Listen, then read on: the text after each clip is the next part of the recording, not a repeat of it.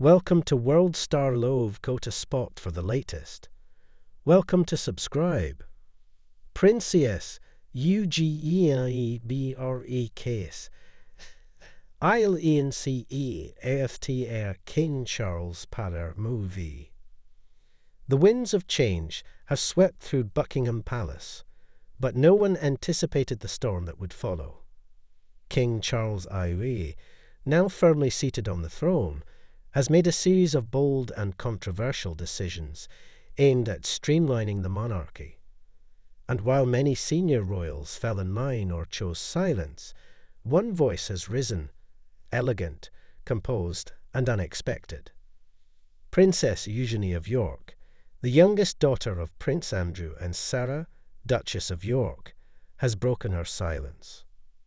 Her message, poised, powerful, and laced with an unmistakable undercurrent of royal defiance.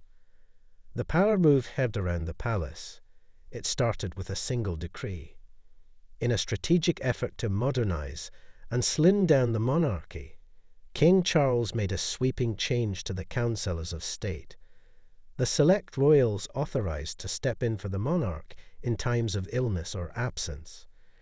Traditionally, this group included immediate family members such as Prince Andrew, Prince Harry, and Princess Beatrice. But Charles' reformation included a twist, an official reshuffling that excluded Princess Beatrice and notably overlooked Princess Eugenie entirely. Additionally, several key patronages and royal engagements formerly shared by Eugenie were quietly reassigned to working royals, and whispers began circulating that the king would no longer fund security or official expenses for any York family members. Palace insiders dubbed it the Royal Purge, a move seen by many as King Charles drawing a sharp line between the working and non-working royals, with little room for sentiment. Silence, until now. For weeks, Eugenie remained quiet. Unlike her cousin Prince Harry, she has never sought the spotlight or controversy. Despite a close personal friendship with Harry and Meghan, Eugenie maintained her ties with the royal family, attending key events with grace. But as the press speculated on her exclusion and public support wavered, Princess Eugenie stunned the kingdom by releasing a rare personal statement via her charity, the Anti-Slavery Collective. True service isn't measured by titles or appointments. It is found in the quiet moments, in the work done without applause, in the dignity of holding space for others when the world forgets them. Though never naming her uncle directly, the message was unmistakably clear. Eugenie felt sidelined, but not silenced. A hidden heartache. Sources close to the princess say the king's decision cut deeper than most realized. Eugenie had always admired her grandfather, Prince Philip, for his steadfast service and commitment to duty without needing the crown. In many ways, she modelled her royal presence on his, preferring quiet impact over media spectacles. What stung wasn't the loss of power. It was the implication that her contributions, from years of anti-trafficking advocacy to her work on environmental initiatives, had been deemed unworthy of recognition. "She's not angry," said a friend. "She's heartbroken." She gave everything she could within the constraints of being a non-working royal, and to be brushed aside, it felt like erasure. Even more painful was the unspoken message sent to her young son, August. The York family's future had always been precarious, but now it was clear. They were being edged out of the firm. A divided family. Eugenie's response comes amid increasingly public fractures within the royal family. While her sister, Princess Beatrice, has grown visibly closer to Princess Kate, especially in light of recent tensions with Prince Harry, Eugenie has walked a far more complex path. Her close relationship with Harry and Meghan has not gone unnoticed. She was the only royal to visit the Sussexes in California last year, and was seen dining with them in Los Angeles, smiling in photos that later went viral. Yet, Eugenie also remained loyal to the crown, attending King Charles' coronation and regularly appearing at palace functions. This balancing act between old and new royal worlds earned her admiration from the public, but suspicion from the palace. She tried to be the bridge, royal biographer Helena Marek told The Times. But the bridge is burning, and now Eugenie has to choose where she stands. A public reawakening. Within 48 hours of her statement, Eugenie's social media platforms were flooded with support. Hashtags like #WestStandWithEugenie and #RoyalRealness trended across the UK and Commonwealth nations. Her followers praised her authenticity, especially compared to the calculated precision of other royals' communications.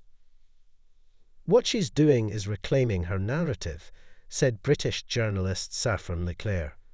It's what Diana did, what Meghan attempted, but Eugenie's doing it with restraint and heart.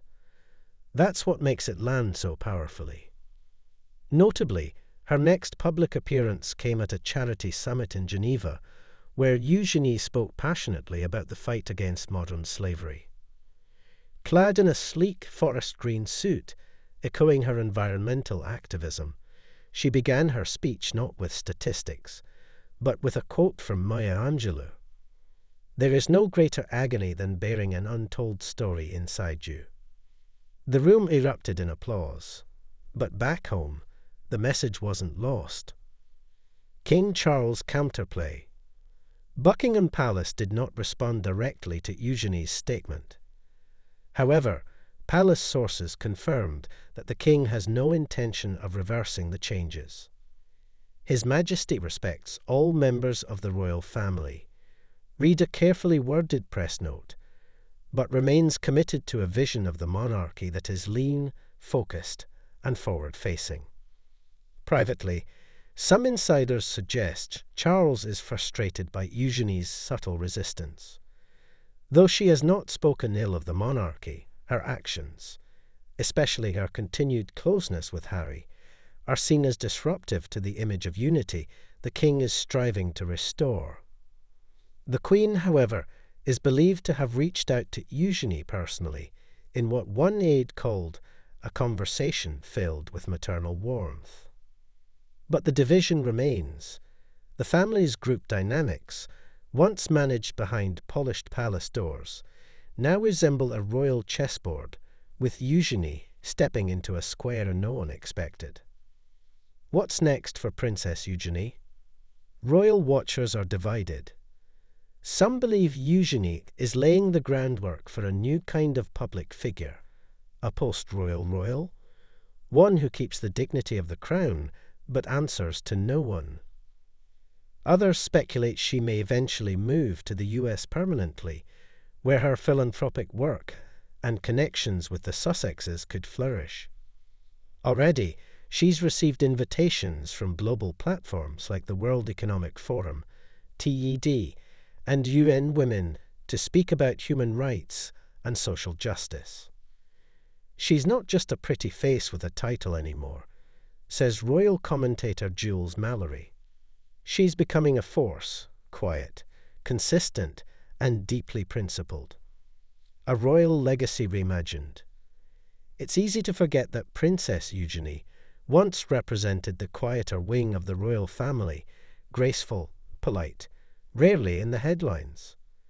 But today, she's emerging as something much more nuanced, a woman unafraid to challenge tradition, even as she respects it. Her silence, once misread as passivity, now reveals itself as strategic restraint, and when she finally spoke, it was not to tear down, but to rise above. In a family where loyalty is measured in silence and appearances, Princess Eugenie has chosen a different kind of loyalty, one rooted in truth. As the royal landscape shifts and evolves, one thing is clear: she's not asking for a place in the new monarchy. She's carving out her own kingdom.